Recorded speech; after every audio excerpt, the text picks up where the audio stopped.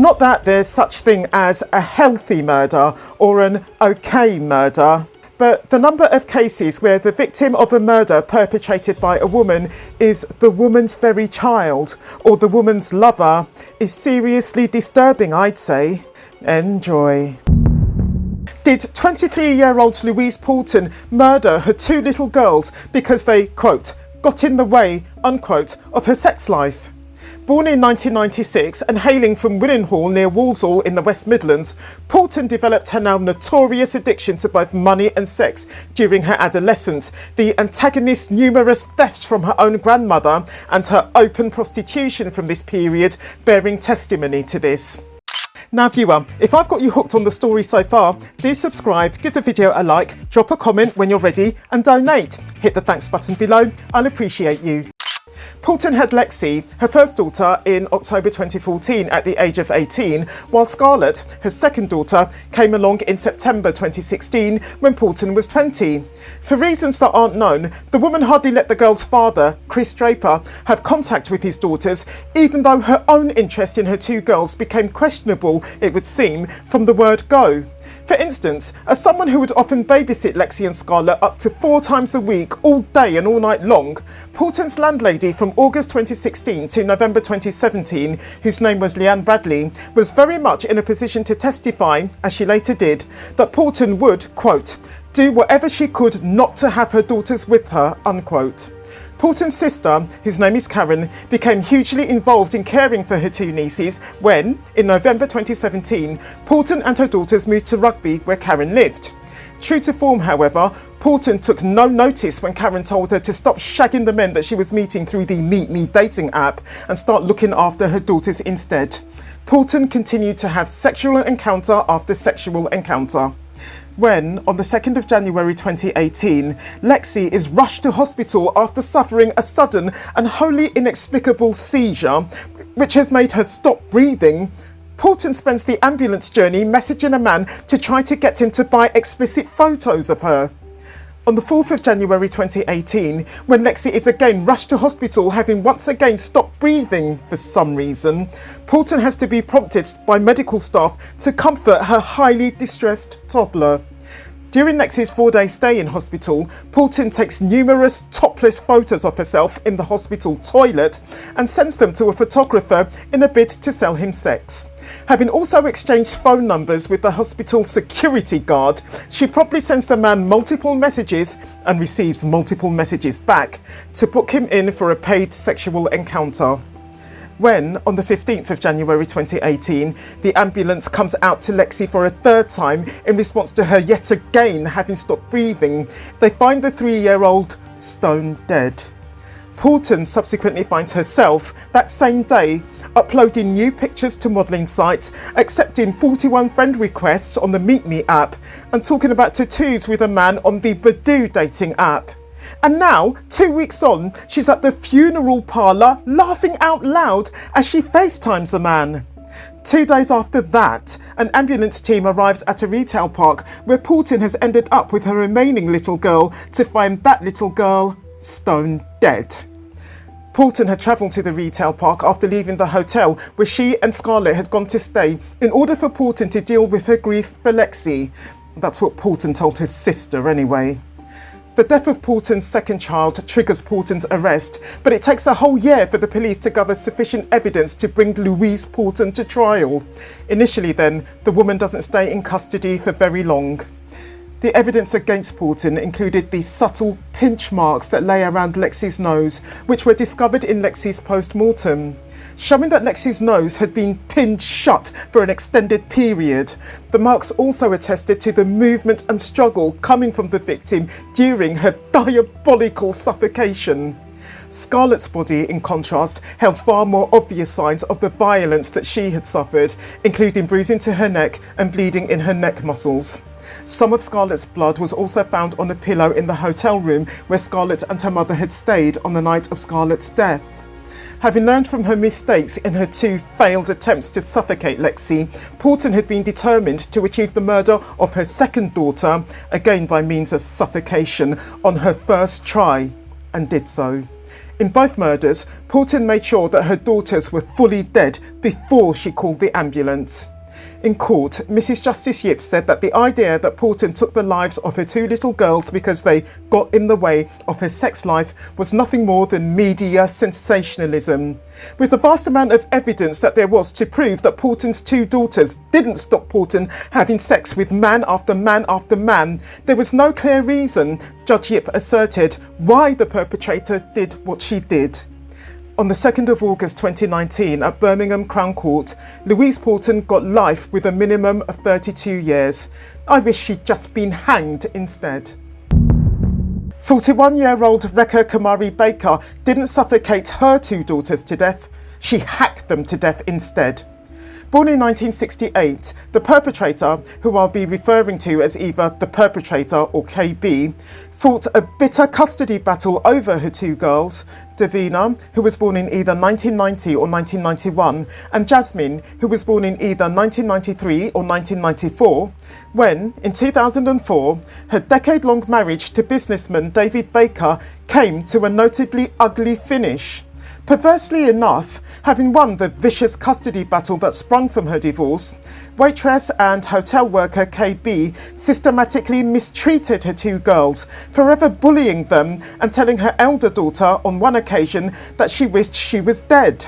When Davina's teacher, Stephanie Franklin, in whose presence the perpetrator had said these words, responded that, as a mother, KB didn't mean what she just said, KB assured her that she did before repeating those words to her daughter. For his part, David Baker never said why his ex-wife harboured the concerns that she expressed over the amount of time that her daughters were starting to spend with Kekkonen, the new woman in David's life, especially since KB herself soon met a new man, businessman Jeff Powell, but such, no less, was very much the situation. Davina herself only started spending weekends at her father's because her mother had thrown her out. This must mean that KB barred Davina from her home on weekends. Nothing else makes sense, to me at least. In KB, we seem to have had a woman who was full of anger, outrage and growing hostility for her firstborn in particular, the cause of which being anyone's fucking guess. When, on the 11th of June 2007, KB took her younger daughter to an appointment with GP Dr. David Toast, Jasmine was chirpy and relaxed, there being, as such, no evidence of any tension between mother and daughter. Such was Dr. Toast's subsequent courtroom testimony, and it makes it feel particularly disturbing to learn that straight after this appointment, the perpetrator went to Asda to buy the kitchen knives that she used to slaughter her two children less than 2 days later. The following day, after a fun day out with their father, Davina and Jasmine found their mother treating them to a shopping trip at Lakeside Shopping Centre in Thurrock, Essex, which the perpetrator only did, as was revealed in court, to ensure that her daughters would be spending the night with her so that she could enact the horror that she had in store for them. And sure enough, in the early hours of the 13th of June 2007, Davina's attempts to defend herself against her mother's repeated stabbing of her, which have woken Davina up from her sleep, have sadly come to nothing. With the 37 stab wounds that she has now suffered, she dies there and then. There was no evidence, meanwhile, to show that Jasmine had offered any defence to her mother's subsequent knife attack on her, the 29 stabs that she suffered as she slept, rapidly claiming her life. The contents of the fucked up handwritten note that she left at the murder scene offers important clues as to why the perpetrator did what she'd just done. Quote, "Sorry doesn't mean anything now. I killed my two beautiful daughters. I don't want them to get hurt as I did. Jeff hurt me so much I cannot explain. He found it difficult to compromise at times, but I loved him so much. My kids will not be a burden to anyone anymore." Unquote. The perpetrator's suggestion that her horrendous acts against her own daughters were acts of love and kindness is why I call this deluded and twisted set of statements from the perpetrator fucked up. Nonetheless, in her comment about her ex-husband, the perpetrator gives away her true motive for killing her daughters. She did what she did to hurt their father. At trial, the prosecution themselves presented this very argument, asserting that KB killed the girls as a form of revenge against their father and that she wanted to wreak havoc on him. It only took the jury 35 minutes to find the perpetrator guilty of murder. On the 21st of September 2009 at Cambridge Crown Court, KB got 2 life sentences with a minimum term of 33 years.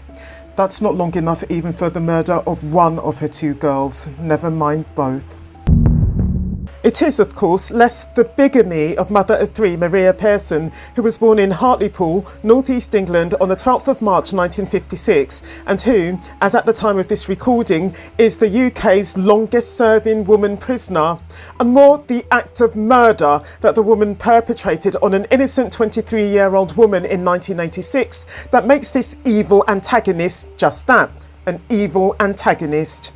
On the 16th of October 2024, a woman in her 50s or 60s called Lynn, who comes from up north, received a letter from the parole board informing her that Pearson had applied for parole for the 10th time and that it was being considered.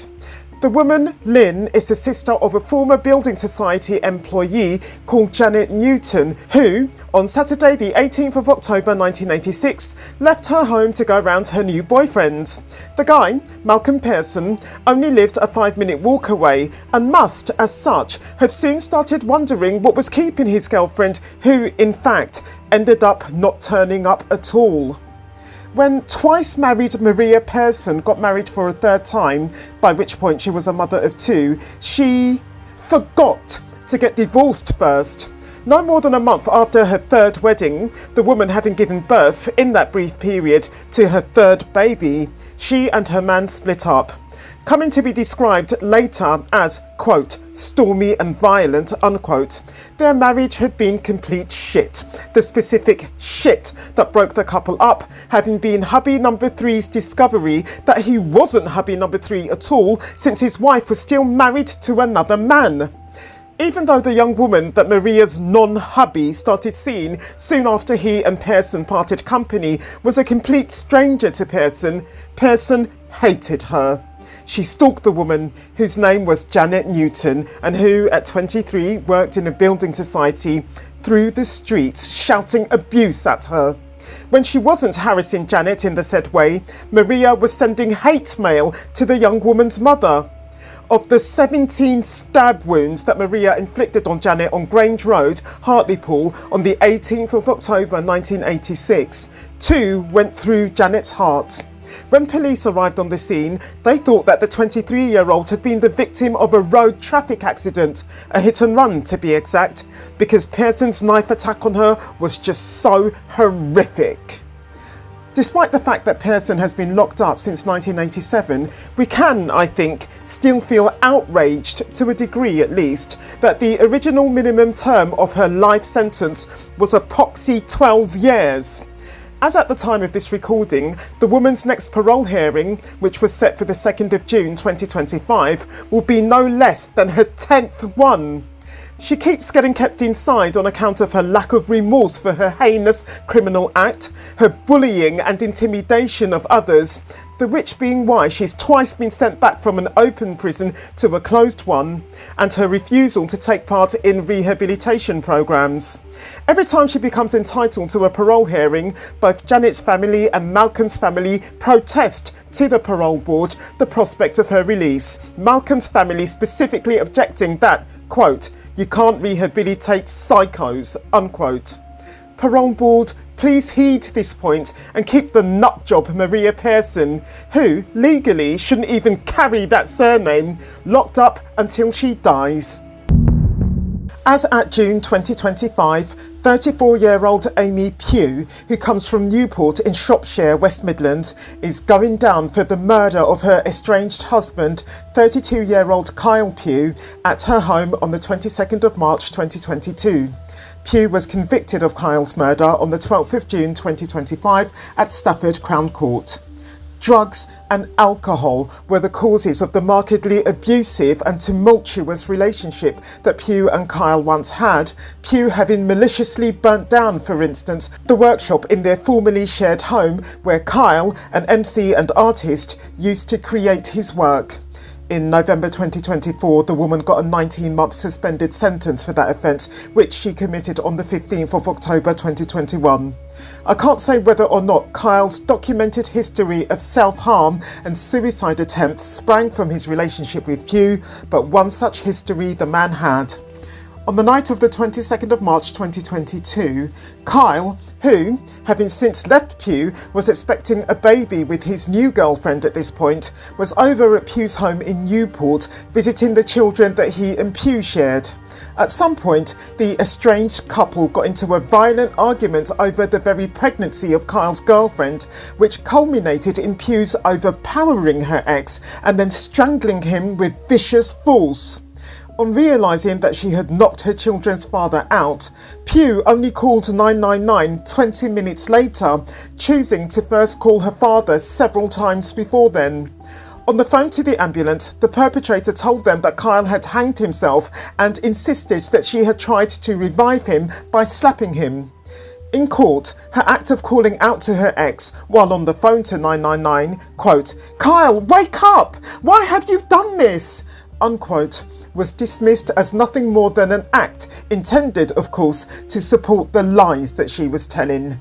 Although paramedics managed to revive Kyle, the man died in hospital the following day. A murder investigation was only launched by police after Kyle's family raised concerns around the circumstances of Kyle's death. During the investigation, officers discovered that Kyle had sent messages to family and friends throughout the day of the incident, making plans with them. One voice note that he had sent to one of his friends saying that he would see him later that night.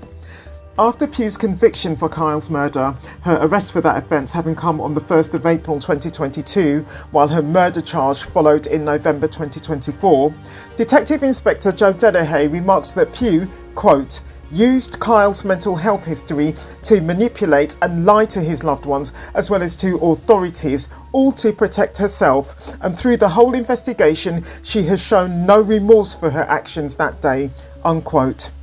As at the time of this recording, Pugh was due to be sentenced on the 5th of September 2025. It's the early hours of the 15th of September 2024, and you, Charlotte Lawler, a 31-year-old mother of one who comes from Crouch End, North London, are dancing, drinking and laughing at the birthday party of your 15-year-old nephew over in Stepney Green, East London.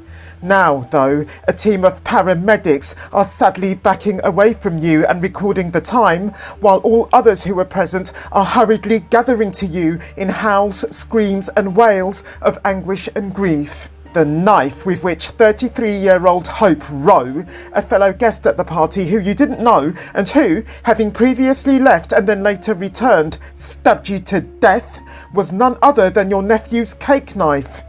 The perpetrator murdered you in front of children and in front of your own family members. Coming from Aldgate in East London, Rowe was captured on CCTV waving the murder weapon in the lobby of the flat after killing Ms Lawler, the murderer promptly making her escape in the car of 38-year-old mixed martial artist Lee Holder, her boyfriend. There was, in fact, also some earlier video footage showing the perpetrator reaching around her boyfriend, no less, in order to stab her victim. Rowe had returned to the party in search of her house keys and had, she claimed, suddenly been overcome with memories of her past traumas, leading her, somehow, to get into an argument with Ms Lawler, the consequences of which I've shared.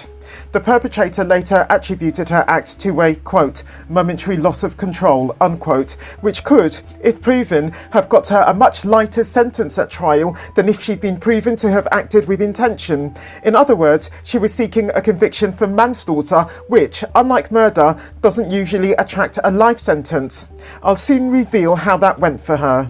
Around 2 a.m, over an hour after Rowe's act, Holder's vehicle was stopped by armed police in Tower Hamlets.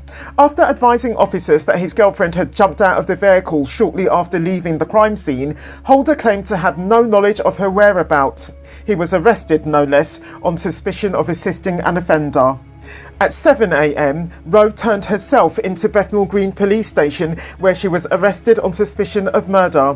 While she went no comment in her interrogation, a phone call between her and Holder that she had accidentally recorded on her phone revealed both her comment to her lover that it was, quote, good, unquote, that she had killed Miss Lawler, and Holder's own advice to her to get rid of the knife and to avoid the police. After leaving college, Miss Lawler had had one son, Riley, who was aged around 12 at the time of his mother's murder and who his mother had raised alone. The two had, in fact, waited a whole decade for their home in Crouch End, which was, at long last, their permanent home, mother and son having been moved no fewer than 8 times before then. Miss Lawler was, moreover, all set to become a bride, she and her boyfriend, a man called Lewis, having been planning to get married. On Friday the 13th of June 2025 at Inner London Crown Court, Holder was found guilty of perverting the course of justice, while Rowe herself was found guilty of murder. And then, on the 9th of July 2025 at the same court, Rowe got life with a minimum of 23 years. Under strict orders, allegedly from a, quote, demonic force, on the 29th of August 2024, 42-year-old Karolina Zurawska, a Polish woman who lived on the Gendros estate in Swansea in Wales, stabbed her 6-year-old son Alexander to DHATH. Suffering from paranoid schizophrenia, at the moment of her act, the perpetrator was having a medical episode. The police were called when, after hearing screaming coming from the perpetrator's home that evening, neighbours opened her front door and saw her, quote, staring into space, unquote, and standing beside her son with either a blade or a handsaw in her hand. Alexander was lying in a pool of blood with a deep cut to his neck and with evident substantial blood loss. Paramedics arrived at the scene shortly after 8 p.m. and issued advanced life support to Alexander, but at 9:45 p.m. the child was pronounced dead. On being arrested soon afterwards, Zurawska told the police, quote, "I've killed my kid with cancer. He almost got through it. I can't believe it," unquote. Alexander had indeed suffered with a brain tumour from a young age and had received chemotherapy. As a result, he had been left with long-lasting issues, including a muscle problem, which sometimes made it necessary for him to use a cane to walk. He had also become partially sighted. Now, on the day of the incident, Zurawska's father, Christoph Siwi, had driven over to his daughter's bungalow, having had reason to be concerned at that moment about his daughter's welfare. He found his daughter sitting on the hallway floor, hardly speaking, except to tell her father, just before trying to attack him with a knife, that she needed to kill him. After thankfully disarming his daughter, he found her refusing to let him take Alexander away with him. And then, after he left and walked over to his car, he suffered another 2 attempted knife attacks from her. In imposing an indefinite hospital order on Zurawska on the 25th of April 2025 for killing her son and for attempting to kill her father, Judge Paul Thomas KC of Swansea Crown Court told Zurawska, who he had said wasn't by any means a wicked mother and whose claim that she had been hearing demonic voices for at least a month before her act he believed, that his aim was not to punish her but to provide her with, quote, ongoing, probably lifelong medical help, unquote. Poor Alexander. Just when you were hoping, potentially, for an end to cases of women who kill their children, or stepchildren even, the 71 injuries that were found on the body of 10-year-old Sarah Sharif, who was murdered by her father, Urfan Sharif, on the 8th of August 2023, included 2 significant brain injuries, neck bone fractures, 11 separate spinal fractures, a fractured collarbone, 2 fractured shoulder blades, fractured ribs, a fractured humerus, and fractures in both hands. Sarah had burns on her ankles, 5 bite marks on her left arm, and 1 on the inside of her left thigh. The buckle mark found somewhere on her skin came from a belt, while the burns that were found on her bottom came from an iron. Sarah had burns on other parts of her body too, had some hair missing because some of it had been ripped out of her head, and, weighing a mere 60 pounds at the time of her passing, had the deterioration to her bones that comes specifically from starvation. Having initially tried to stop her husband's violence against his daughter, Beinash Batool, who was 29 when her husband murdered his daughter and who had 4 small children of her own with her husband, soon became fully complicit in that violence. Born in Luton, South East England, to Pakistani parents on the 14th of July 1994, Beinash Batool had a strict upbringing centred around her family's Muslim faith. Having 3 sisters and a brother, in 2012, aged 18, Batool was taken to a refuge for victims of honour-based violence after allegedly suffering physical abuse from both her uncle and her grandfather, and after being held captive at home due to her parents' disapproval of her choice for a husband, a man named Ali Raza Mir. The Islamic marriage between Batool and Ali that took place shortly after Batool managed to escape her home wasn't officially registered, so didn't count anyway. Moreover, having come to the UK from Pakistan on a student visa, Ali was forced to return to his home country, I think about 2 years after he married Batool, due to the closing down of the college where he was studying. Having rapidly got over Ali, Batool started seeing a 42-year-old by the name of Shamriz Khan and soon entered into a pointless Islamic marriage with him, the marriage being pointless since it was once again not legally registered. When, in 2015, Shamriz got banged up for heroin smuggling though, for reasons that I can't say, Batool started telling him that she was expecting twins with him, while telling the new man that she was seeing, whose name was Urfan Sharif, and with whom she actually was expecting twins, that she and Shamriz already had twin sons of their own, and that she was only visiting him in prison to discuss the care of their children. This same year, Batool herself got a police caution after stealing some gold jewellery from a friend of hers who had put her up when she had nowhere else to go. I think her conviction for fraud, meanwhile, for which she received a conditional discharge, came from her time at the refuge that she went to after breaking out of home. Batool's marriage to Urfan Sharif from 2018, which was a legally recognised marriage, made Batool a bigamist since the year before, on her first husband's return to the UK, the two had gone and registered their marriage. I honestly have no idea what Batool was playing at, especially since she was, by the time of Ali's return, a mother of twins, a fact that she was somehow able, for a while, to hide from Ali. I also don't know how the woman's relationship with her drug trafficker's second husband ended. In any event, on finding out, as he eventually did, about Batool's double life, Ali went back to Pakistan again, and that was the end of him and Batool. Beinash Batool is an audacious, bare-faced liar without a conscience. Where her stepdaughter was concerned, Batool's having no conscience was a recipe for disaster, the stepmother having been the one, for instance, to chew Sarah's left arm and inner left thigh, and to have either ironed Sarah's bottom herself or held Sarah down while the girl's father did it. Batool and her husband never ran out of the parcel tape that they used on multiple occasions to tie Sarah up, which they did either to batter and burn her or just to have her restrained in that way for hours on end for the fun of it, especially while starving her. Since a few weeks before Sarah's death, the woman ordered all of 18 rolls of it. When the father first started battering and torturing Sarah, which came in March 2019 when Sarah went to live with him, Batool protested his violence not only to him but also to her sisters. Notwithstanding, screaming and swearing at Sarah and calling the father home from work to batter her as punishment for her apparent misbehaviour soon became the woman's own way of treating her stepdaughter. Under the law of England and Wales, an accessory to a crime is liable to be treated as if he or she was the principal offender, the person who actually stuck the knife in or fired the fatal shot, or responded to his daughter's obvious physical suffering by picking up a metal pole and beating his daughter to death with it.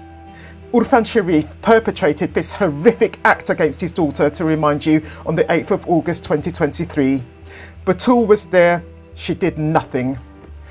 Batool has since been denied permission to appeal the 33-year sentence that she got in December 2024 following her conviction for her stepdaughter's murder, which came that same month and which derives from the law relating to accessorial liability that I've just cited. Sarah Sharif. Poor little girl.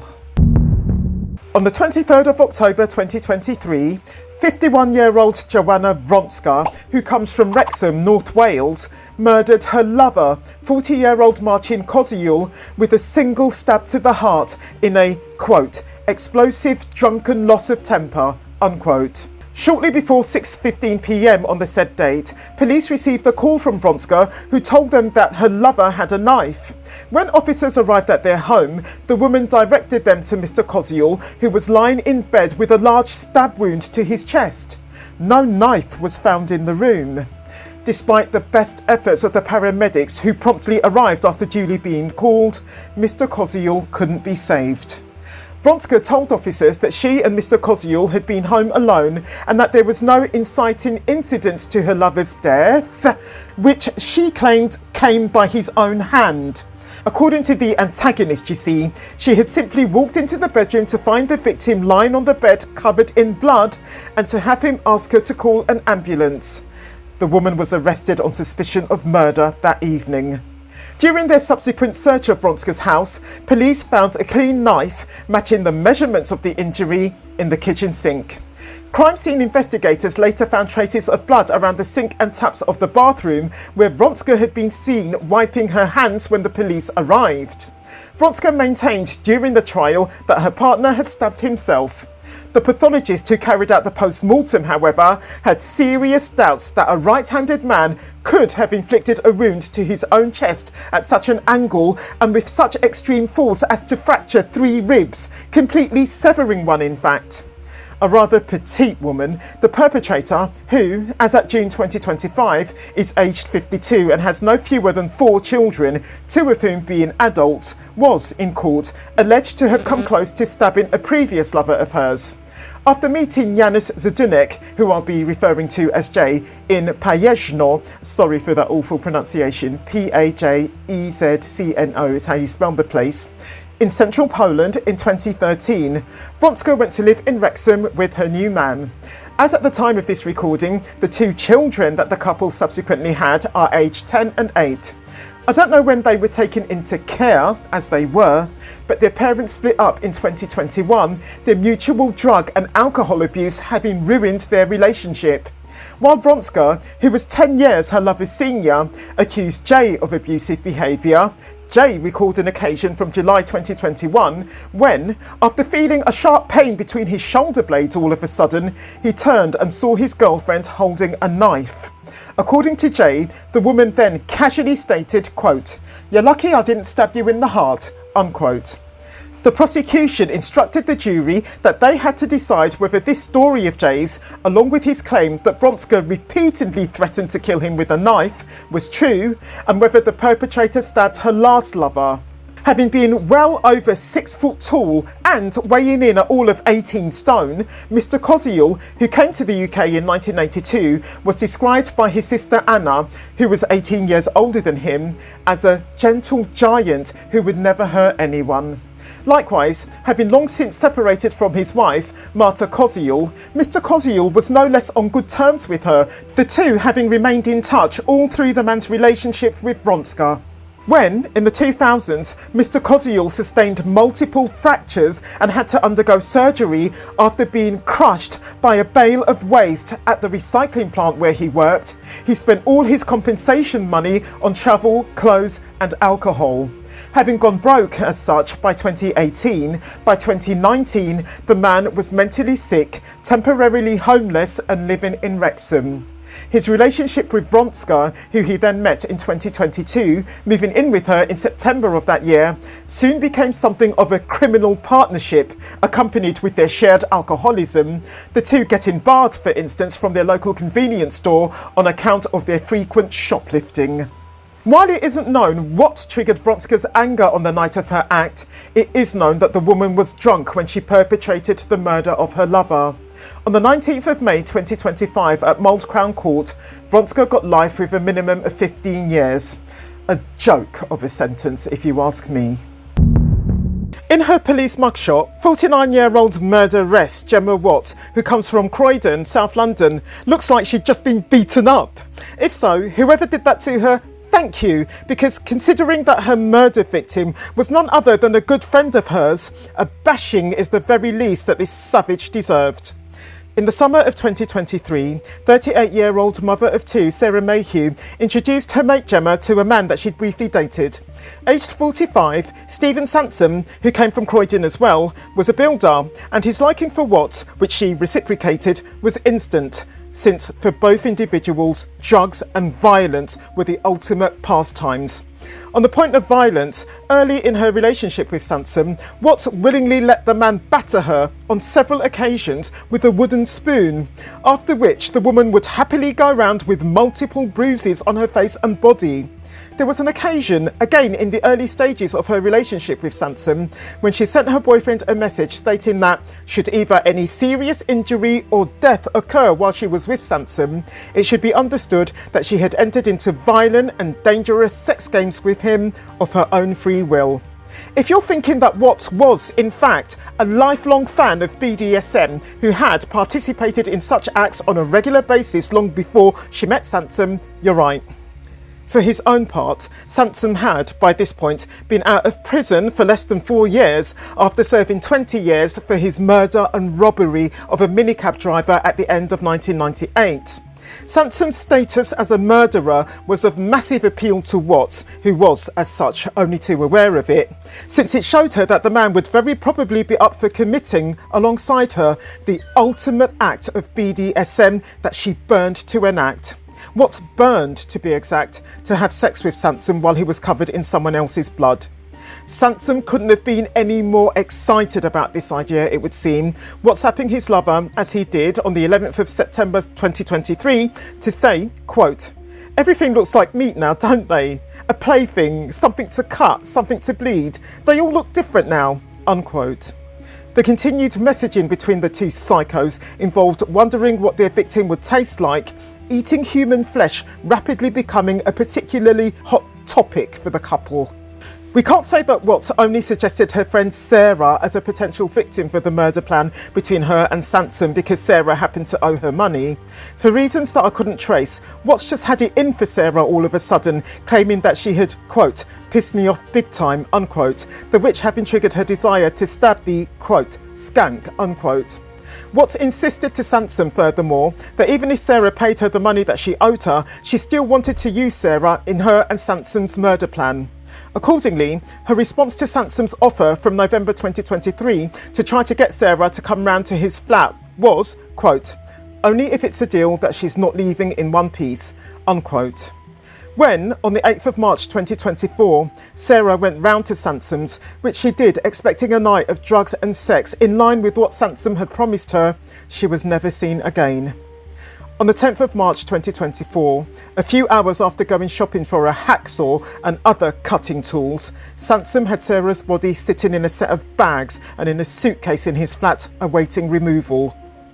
Between April and May 2024, Sarah's body parts began turning up in areas of South London, Roden and Mitcham, both being very close to Croydon, being the main two places that Sarah's killers used as dumping sites. Other than taking Sarah's life, what Watts and Sansom did to Sarah just isn't known. Neither Sansom nor Watts would say, and with the decomposition and dismemberment of Sarah's body, the pathologist couldn't trace the harm inflicted on the victim. Despite pleading guilty to Sarah's murder, in January 2025, Sansom got a whole life prison sentence, meaning that he will never be released. As you can probably tell, his sentence is due to his previous murder conviction, combined of course with his new one. For her own fucked up part, having also pleaded guilty to Sarah's murder, Watts avoided a 35-year sentence and got a 30-year one instead. I hope she drops dead on the last day of her 30 years. Born in 1999 and having grown up with her Pakistani Muslim heritage in Stoke-on-Trent, England, TikToker Mahek Bukhari, a former fashion student, used to proudly proclaim the, quote, elite relationship, unquote, that she shared with her mother Ansreen.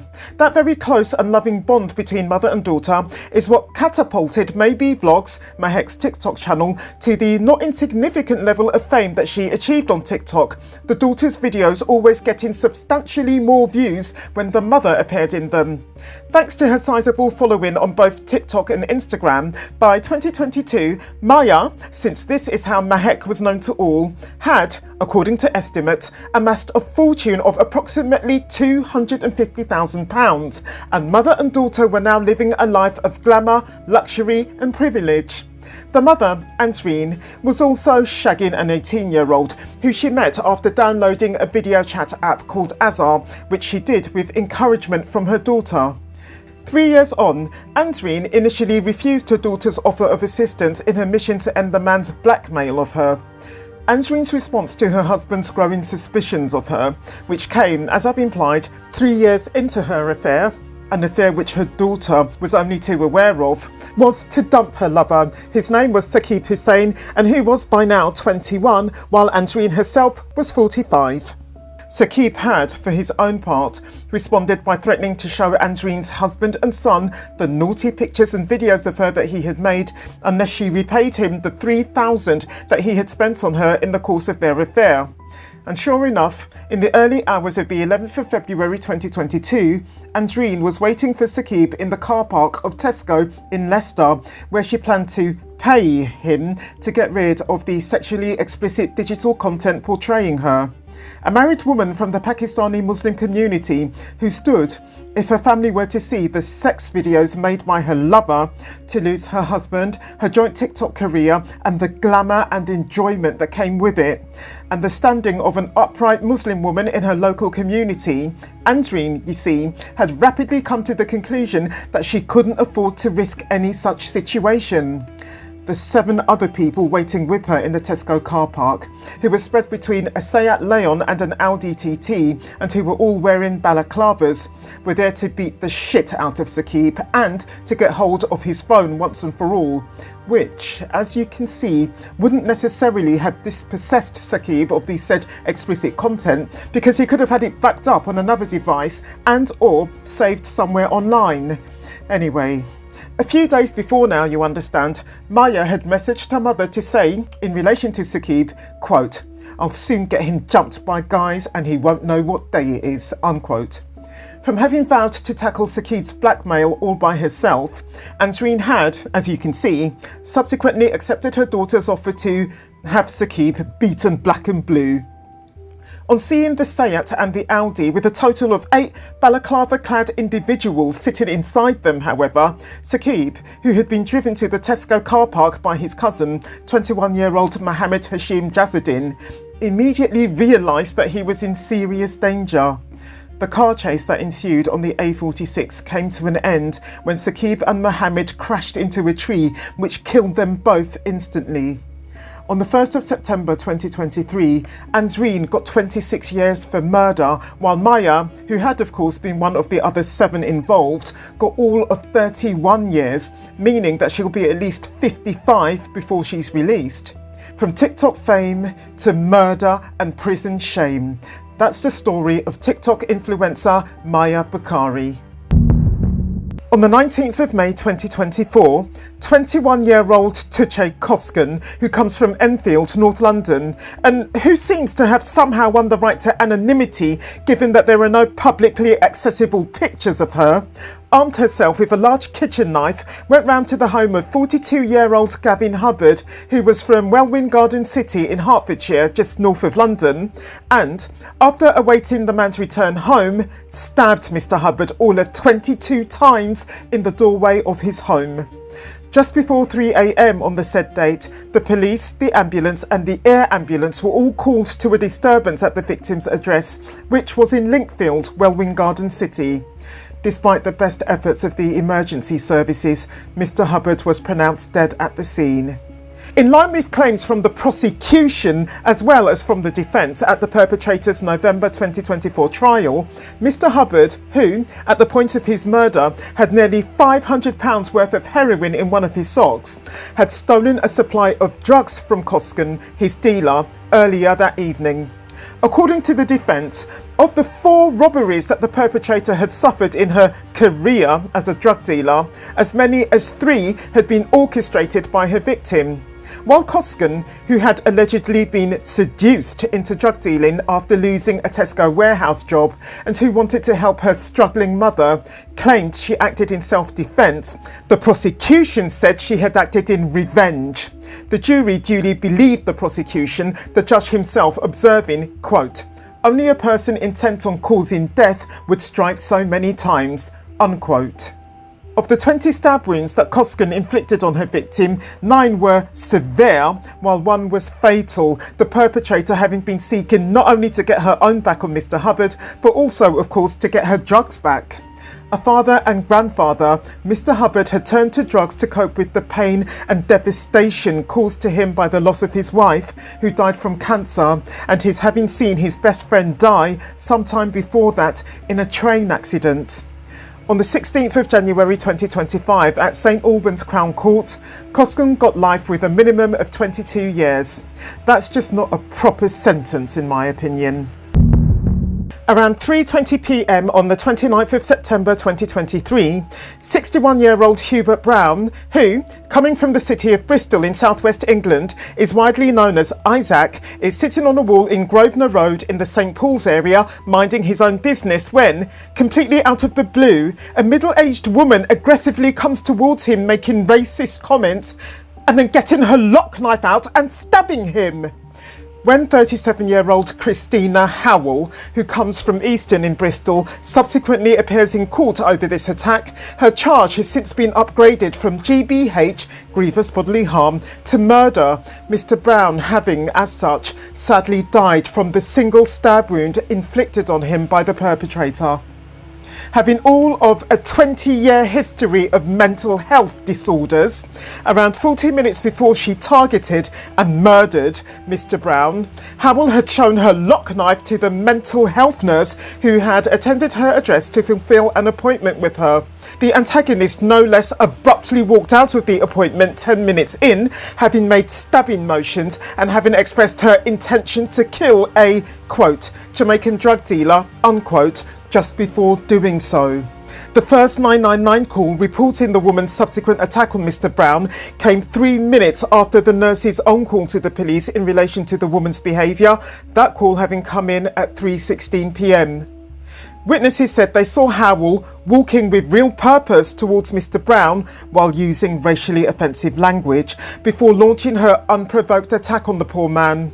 While a number of passers-by intervened by disarming the attacker and then holding her at the scene until the police arrived, others took it upon themselves to rush Mr. Brown to hospital by car. For the record, the victim was neither Jamaican nor a drug dealer. While in custody, Howell was deemed mentally unfit to be interviewed, but was no less charged, as I mentioned, with murder, making her first appearance at court on the 2nd of October 2023. Between then and the moment of her sentencing, the woman was held in a secure hospital where she underwent psychiatric assessment and treatment. At trial, the court was advised by no fewer than 4 psychiatrists that Howell was suffering from a mental health condition and that her disorder substantially impeded her judgment, her rational decision-making and her ability to exercise self-control. To be exact, her mental sickness was described as chronic, relapsing and treatment-resistant. The woman herself being described as delusional and of significant risk to others when sick. His Honour Judge Peter Blair KC was no less full of condemnation for the perpetrator, rebuking her that, quote, "You had ordered a knife online. You secreted it inside your bra and clothing. You set off from home armed with that knife and plainly you were intent on finding someone to stab. It was a racist attack, let's make no bones about that. The impact on other people of that being associated with your actions makes it all the more aggravated and hurtful. You brought his life to a sudden, violent and inexplicable end. His family have described feeling voiceless. Now they have spoken and they have been heard. They generously, in that statement, sought to honour and commend the community who went above and beyond. I join with them," unquote. Due to her mental disorders, which led to her having been convicted not of murder but of voluntary manslaughter with diminished responsibility, as of the 25th of April 2025, which is when her punishment was announced, Howell is serving her hospital order at Rampton Hospital in Retford, Nottinghamshire. In order to quell any notion of a hospital order as a soft punishment, the judge stressed that Howell could easily end up spending longer in hospital than she would have done in prison if prison had been her punishment. But since her prison term for her manslaughter conviction would have only been 6 to 8 years, the judge himself having said so, that would have been an egregiously lenient sentence itself, to my mind, and so will the woman's hospital order be if, for instance, she gets out in 8 years and a day's time. Honestly, poor Mr. Brown and his poor family. On the evening of the 15th of December 2022, 44-year-old Cara Alexander from Cornwallis Road in Dagenham, Essex, put her 5-year-old son, Marley, and her 2-year-old son, Elijah, or Teddy as he was called by everyone who knew him, into the bath in preparation for bed. After subsequently taking them back out and drying them, she put them in clean pyjamas and then tucked them into bed. The next morning, the boy's father, who we'll call James, came round and, on direction from Alexander herself, went to get his boys out of bed. The judge of Alexander's murder trial described what James suffered next as, quote, the stuff of nightmares, unquote. In bed in their pyjamas, the two little boys lay side by side, perfectly still, their respective last breath having come the moment before their mother had plunged them underwater in the bath the night before and then held them under for up to 2 minutes until she was certain that they were both dead. Shocked, horrified and devastated, James, who had, the evening before, grown increasingly worried when his calls and messages to Alexander regarding his having the 2 boys that weekend all went unanswered, immediately ran back downstairs screaming, quote, Cara, Cara, Cara, what the fuck? You've killed my children! Unquote. Cara, however, who had since escaped through a neighbouring garden into another street, was long gone. About an hour later, though, the police picked her up. In court, Alexander denied the murder charge, claiming that the boys accidentally drowned after she fell asleep while bathing them. Prosecutors, however, were able to prove that due to their ages, the boys could not have accidentally drowned. The only reasonable explanation for their deaths was that Alexander deliberately drowned them. We're now left with the obvious question: why did Alexander do away with her 2 small and wholly innocent sons? The judge said that there was every sign that, before the events of December the 15th, 2022, Alexander was a, quote, caring and affectionate, unquote, mother to her boys. He observed, similarly, that James had stated that Alexander, quote, never shouted or raised her voice at the boys and never showed violence to the boys, unquote. The judge next affirmed, however, that when the woman killed her boys, she was in a psychotic state and that had been caused by a notably powerful form of CANNABIS, known as skahunk, without the H. The perpetrator had, sadly, been smoking that thing as a matter of habit for several weeks before the day of her devastating act. On the 11th of April 2025, Alexander got 24 years, and all I can say is those 2 poor little boys. We're still on the topic of women who kill children, very sadly, because murdering 7 newborn babies and attempting to murder a further 8 is why ex-neonatal nurse Lucy Letby, who lived in Chester, northwest England, is doing a record 15 whole life prison sentences. An only child, Letby grew up in Hereford, southwest England, with loving and devoted parents who, though massively saddened when their daughter moved all the way to Chester to train as a nurse, no less helped her through a substantial monetary gift buy a home up there. On qualifying as a nurse in 2011, Letby swiftly gained a reputation among her colleagues as reliable, hardworking and trustworthy. Having a large circle of friends, Nurse Letby's social calendar was filled with holidays abroad, nights out and salsa classes. She also once went on a trip to London with a married doctor that she fancied.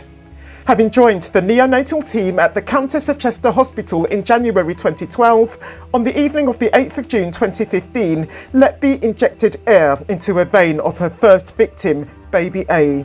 The air blocked the supply of blood to the baby's heart and lungs, which rapidly led to the baby's agonised death. In court, her explanation for subsequently taking the baby's footprints and handprints and for photographing him after his death having come just over 24 hours after he was born, was her desire to comfort his parents, giving them something to remember their baby by. After searching the following evening for baby A's mother on Facebook, Letby injected air into a vein of none other than baby A's twin sister, baby B. Having an air embolus, which is what happens when you're unlucky enough to get air in your bloodstream, is not only all too often fatal, but also torturously painful. Letby tortured tiny newborn babies. Thankfully, the resuscitation efforts afforded to baby B were successful and she survived. In the early hours of the 14th of June 2015, baby C, who, having been born at 30 weeks gestation, was 4 days old and mainly stable but for a lung condition, was in his incubator in the intensive care nursery. He died in his parents' arms a few hours after Nurse Letby infused an excessive amount of air into his nasogastric tube.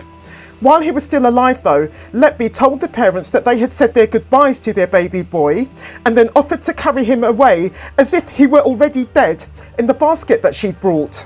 The father's understandably angry response was, quote, "He's not dead yet," unquote. The next day, Letby looked up the parents on Facebook. The timing of this search indicated that it was very probably the first thing that she did when she woke up that day. She was shown, in addition, to have repeatedly searched for the parents for months afterwards, including on Christmas Day. 3 days after killing baby D by injecting air into her bloodstream on the 22nd of June 2015, Letby searched for the baby girl's parents on Facebook. Then, on the 3rd of October 2015, she made 2 more searches for the baby's father. On the 29th of July 2015, Letby murdered baby E, one of twin boys, by causing an air embolus in his bloodstream. She also caused a serious injury to the baby's upper gastrointestinal tract, which caused substantial blood loss. Letby's attempt on the life of baby E's twin brother, baby F, which came overnight between the 4th and the 5th of August 2015, saw her change tack and attempt to commit murder by means of insulin poisoning. While baby F, who inevitably swallowed the insulin that Letby added to the breast milk that he was being fed through a bag, survived Letby's attack, he now suffers from severe learning disabilities as a result of her attack. As a result of Letby's 2 failed attempts on the life of baby G, the first coming overnight from the 6th to the 7th of September 2015, the second coming on the 21st of September 2015, the girl, who was born on the 31st of May 2015, is blind and has both cerebral palsy and scoliosis. In her first attack on baby G, Letby injected milk and air into her nasogastric tube. In her second attack, she overfed her. This is another case where Letby tried a new murder method, only to have it fail her, but no less cause permanent damage to her victim. On the 23rd of October 2015, Letby caused a fatal air embolus to baby H, who subsequently died in her parents' arms. Afterwards, Letby searched for the baby's mother on Facebook. In early April 2016, Letby administered insulin to baby I and injected air into the venous system of his twin brother, baby J, repeating what she had done 8 months earlier to the twins E and F. Both babies survived, but J has been left with severe brain damage. Letby's lifelong habit of, get this, collecting paper was her explanation for the numerous handover sheets relating to baby J that were later found in her home. Baby K, who Letby tried to murder on the 3rd of June 2016, suffered serious damage to his throat because of the injury that Letby inflicted on his oropharynx area, oropharynx meaning from the mouth to the middle of the throat. Another new murder method that failed the psychopath. Baby O is the one remaining triplet that was born to his mother at the Countess of Chester Hospital on the 21st of June 2016, Letby having killed his brother, baby L, on the 23rd of June, followed by his other brother, baby M, the day after. She gave each baby an air embolus and then took home handover sheets from that period with resuscitation notes written on the back to remind her, according to the judge of her murder trial, of the consequences of what she had done to the 2 babies. The handover sheets were trophies of her evil crimes. Following the death of his two brothers, baby O was transferred to another hospital, an action which may well have saved his life. Even at the point following the murder of baby D, Letby's third murder, Letby was identified as the common denominator behind the 3 unexpected deaths of babies that the hospital had seen in a single fortnight. Before then, we should note, the hospital's newborn mortality rate had, for years, been 1 to 2 per year. Senior doctors who reported to management Letby's potential murderousness were not only told, basically, to shut up, but were also required to offer the killer an official apology. The hospital's admin team conveniently taken no notice when, after Letby was moved to a non-clinical role, newborns suddenly stopped dying unexpectedly. Letby's change of role came after the killer nurse murdered baby O and baby M, the woman's arrest not coming for another 2 years, July 2018. Letby wasn't actually charged though until November 2020. After her first trial, which concluded in July 2023 with the sentencing coming the following month, Letby was retried for a single count of attempted murder, her conviction for that coming in July 2024.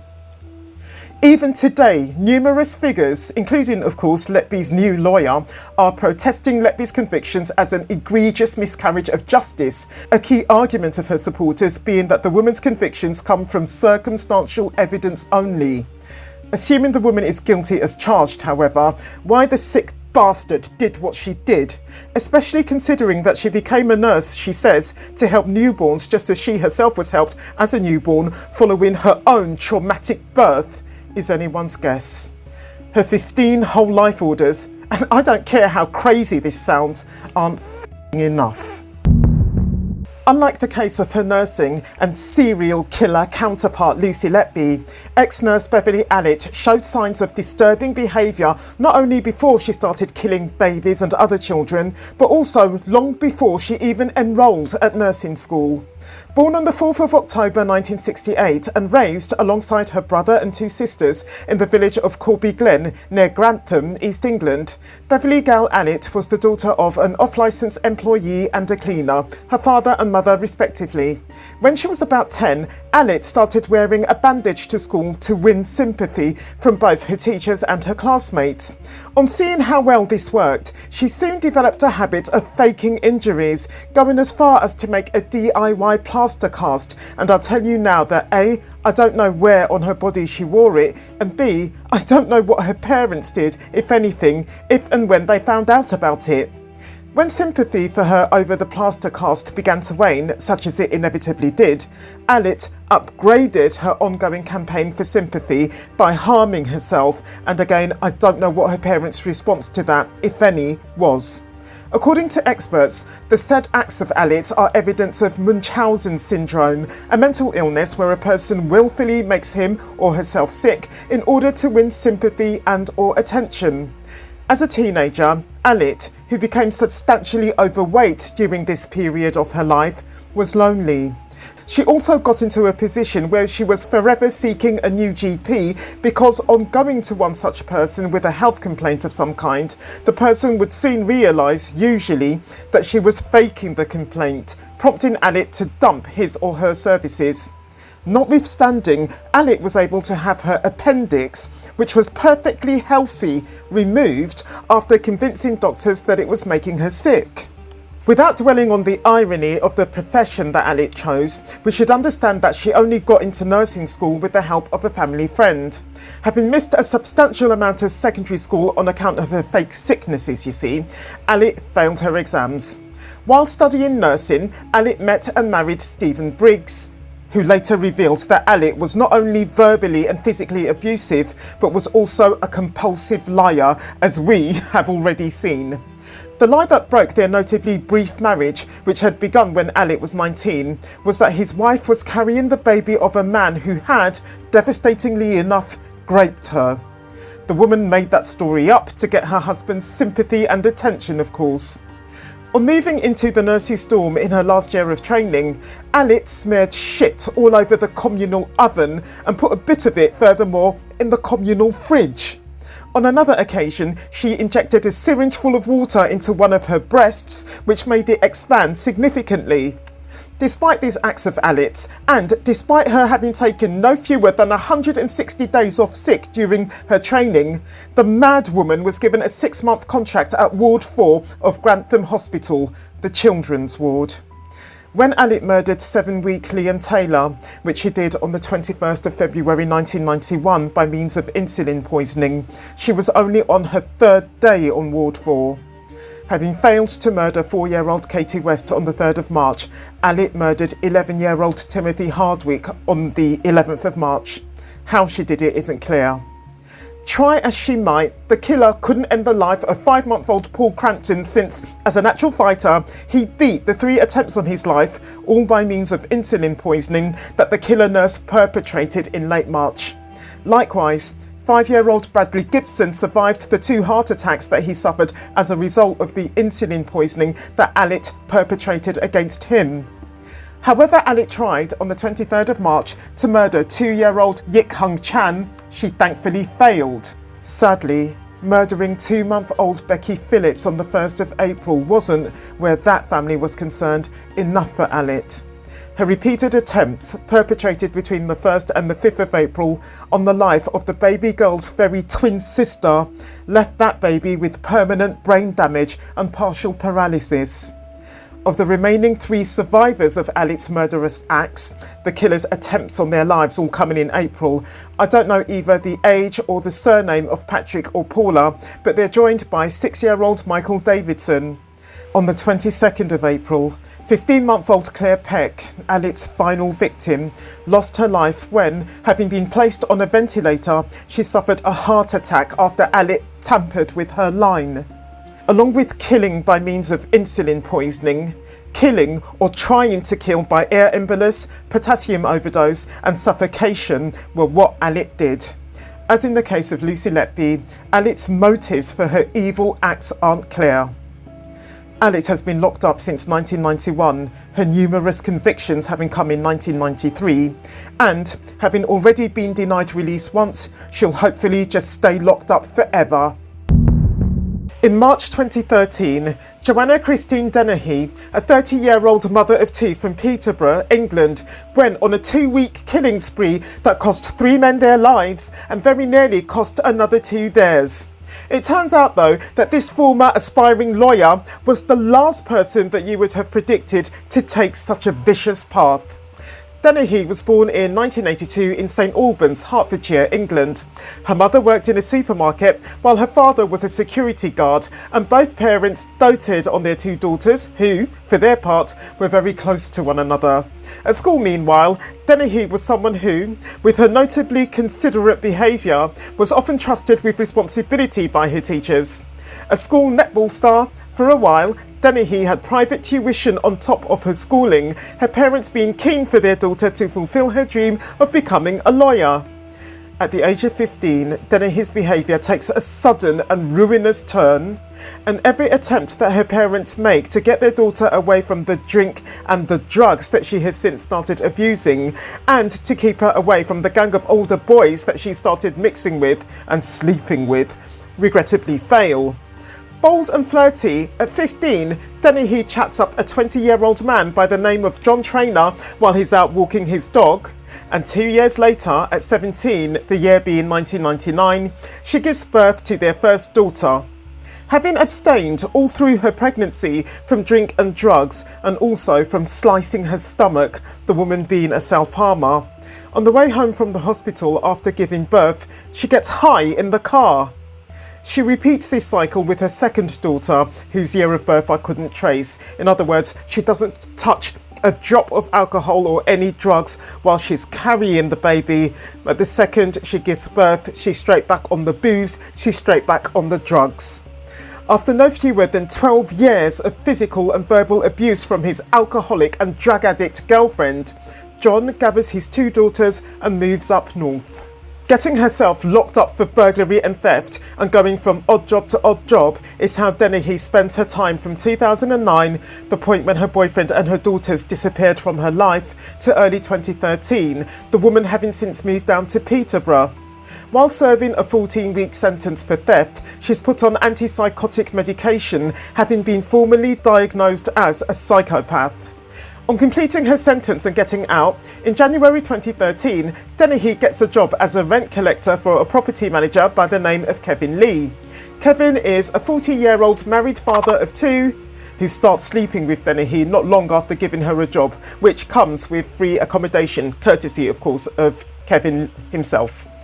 Having since stopped taking her medication, around the 19th of March, Dennehy invites a 31-year-old Polish man that she's just met, whose name, sorry if I mispronounce it, is Łukasz Slabozewski, round to her bedsit for sex.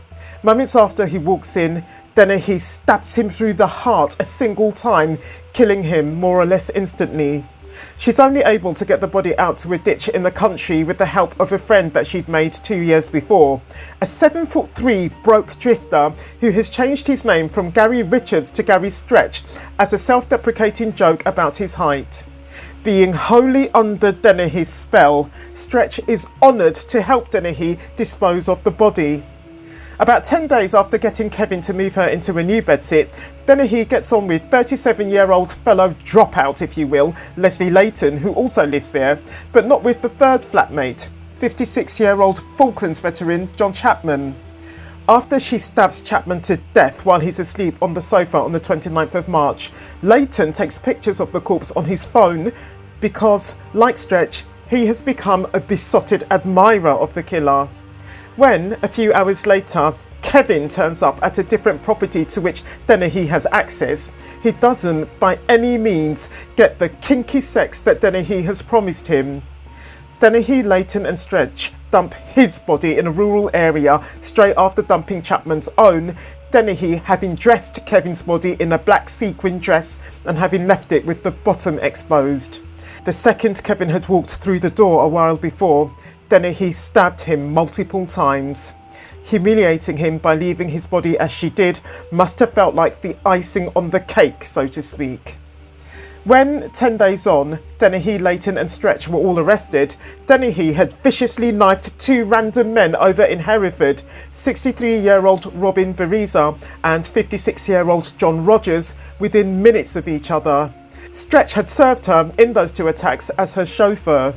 The two men only survived their multiple stab wounds thanks to rapid medical intervention.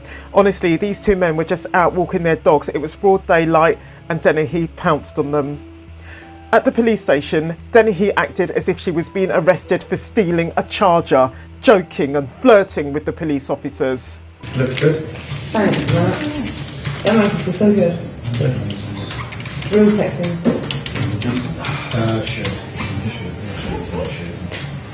Not a t-shirt, it's a tent. Joanne, signature from you that we've got your property. Right, so what am I up for? Attempted murder and murder. You've been arrested on suspicion of attempted murder and murder. Attempted murder and murder, something. So going down for Sunday roast. Excuse me. The triple murderer later told a psychiatrist that she killed to see if she was as cold as she thought she was, and that taking the lives of others instantly became, quote, Moorish, unquote. On the 28th of February 2014 at the Old Bailey, Layton got 14 years, Stretch got 19 years, and Dennehy, who, unlike her two co-defendants, had pleaded guilty to all her charges, got a whole life order. Let the sick fuck just eat her own shit every day of her worthless life. The judge of the April 2025 murder trial of Shilyrand Charigwati, a 30-year-old nurse from Hemel Hempstead in Hertfordshire, said that this woman's motive for unaliving her 2-year-old daughter, an act that Charigwati perpetrated on the 14th of April 2024, was spousal revenge, and that her actions showed a, quote, shocking abuse of trust, unquote. Charigwati, who came to the UK from Zimbabwe in 2010, suffocated Roselyn, her daughter, to death with a plastic bag. The perpetrator argued that she had committed not murder but manslaughter on grounds of her diminished responsibility coming from her stress and depression. Losing custody of her very daughter in late 2023, following her breakup with the child's father, a man called Washington, was presented as the cause of the woman's alleged abnormality of mental functioning. The prosecution, however, countered that the perpetrator's ability to form a rational judgment wasn't impaired. For her part, Mrs Justice Heather Williams, the trial judge, recognised that until what she called the terrible incident, Charigwati had been a loving and devoted mother. She observed, no less, that the perpetrator had shown an unusual amount of anger towards her daughter's father, and that she, the judge, had no doubt that Charigwati had intended to kill her daughter. On the 23rd of April 2025 at Luton Crown Court, Charigwati got life with a minimum of 16 years. Yet another insulting sentence. On the 19th of June 2024, 35-year-old Erin McNeilly, who comes from Stevenage in Hertfordshire, stabbed 61-year-old Peter Lynch, her lover, to death, the woman later admitting to having been greedy for drugs, crack cocaine to be exact, at the moment of her act, and to having let her anger, quote, get the better of her, unquote. At approximately 11:50pm on the said date, the police attended McNeilly's address in Walden End, Stevenage, in response to reports of a serious assault having taken place there. The victim died later on in hospital. On the note of toxic relationships, McNeilly and Mr Lynch were violent towards one another and were both crack addicts, Mr Lynch doubling up, if you will, as a drug dealer. After murdering her partner following an argument that they had had over the sum of, get ready for this, a tenner, McNeilly entered a plea of guilty to manslaughter, not murder. Her defence cited in her mitigation the perpetrator's mental health problems, which the judge, Mark Bishop, categorically dismissed, describing McNeilly's act as savage, sudden and brutal, and declaring that, quote, I am sure that when you stabbed him, you intended to kill him, unquote. On the 28th of February 2025 at Huntingdon Crown Court, McNeilly got life with a minimum of 16 years. Not long enough. A long-term sufferer of mental sickness, on the 9th of May 2024, 37-year-old Christine Kekkonen, who comes from Baltonsborough in Somerset, southwest England, murdered her husband, 41-year-old Henry Kekkonen, with a single stab to his neck while he was in bed. At 4:21pm on the said date, Christine Kekkonen sent a text message to her mum saying, quote, Mum, please get the police here now. Please, I've done something awful, unquote. Her dad then called for an ambulance, the police being contacted as well. Despite the best efforts of the emergency services, who arrived at the perpetrator's home 15 minutes later, Mr Kekkonen died at the scene. In a search of the perpetrator's home, the knife that the woman had used and which she had subsequently hidden beside the bed was recovered, while the perpetrator herself was promptly arrested and charged with murder. In the course of the victim's post-mortem, the pathologist found no evidence of any significant injury other than the stab wound on the left side of the man's neck. There was no evidence of blunt force, assault or defence injuries. I believe that this means that the perpetrator had caught her victim completely by surprise. Having lived together for 15 years, the couple had got married in 2011. Mr Kekkonen had long since become his wife's primary carer, the woman's mental disorders being too serious for her to manage by herself. In Kekkonen's defence, it was argued that the woman had been in a poor mental state at the time of the murder, Kekkonen having gone as far as to contemplate suicide at that point. The perpetrator was also said to be deeply remorseful of her act. Where the antagonist's mental state is concerned, however, Judge Julian Lambert dismissed this as any sort of defence, asserting that, quote, there is a formal diagnosis of unstable personality disorder of long standing, and against that background you have had to contend with episodes of mental illness. There was a good deal of evidence of anxiety and depression in your life. There was evidence of episodes of self-harm and auditory hallucinations. None of this provides a satisfactory answer as to why you did what you did. It may well be that you do not know yourself, unquote. Judge Lambert similarly dismissed the perpetrator's claim that she had killed her husband by accident, suggesting that the woman's motive for doing away with him was possibly that, quote, in your deluded mind, you felt he was coercive and controlling and should have done more for you. This was simply not correct. Henry promoted your welfare above his own ambitions and you always came first. Evidence from friends, neighbours and healthcare professionals demonstrated that Henry was kind and caring throughout and did all he could for you." Unquote. The detective who led the investigation, meanwhile, commented that, quote, "Henry's life was callously cut short that day through the actions of someone he deeply trusted and cared for." Unquote. On the 24th of May 2025 at Bristol Crown Court, Kekkonen got life with a minimum of 15 years. She's got off lightly, I'd say. The things that some people will do for a poxy little joint. Already owing her dealer, 21-year-old Minister Enfront, who came from Kings Norton, Birmingham, 200 quid for cannabis. When 23-year-old Mya Marsh went to meet him to buy more cannabis from him, which she did on a date in November 2024, she was armed with a knife. Even though she only wanted 20 quid worth of the substance from Minister, she pulled her knife out on him, exactly as she had prepared to do after he refused her. But yet, Mya left the act of killing her dealer to her kid brother, who, on answering his sister's summons to the scene, soon got into the fight with Minister that led the 20-year-old to stab the man to death. Having tried to escape, the victim died of his injuries, which came from at least 12 serious stab wounds near the scene. After the killing, Miss Marsh went to work, quote, "as if nothing had happened," unquote, choosing, notwithstanding, to go and sleep at the end of the day somewhere other than at her address. In court, brother and sister denied murder but admitted to manslaughter. The court told them that they weren't stupid and sentenced brother and sister, Mya Marsh, Isaiah Marsh, for murder at Birmingham Crown Court on the 15th of May 2025 to life with a minimum of 20 years. Not long enough. If this video has gripped you, I recommend you to watch this one next. I'll meet you there.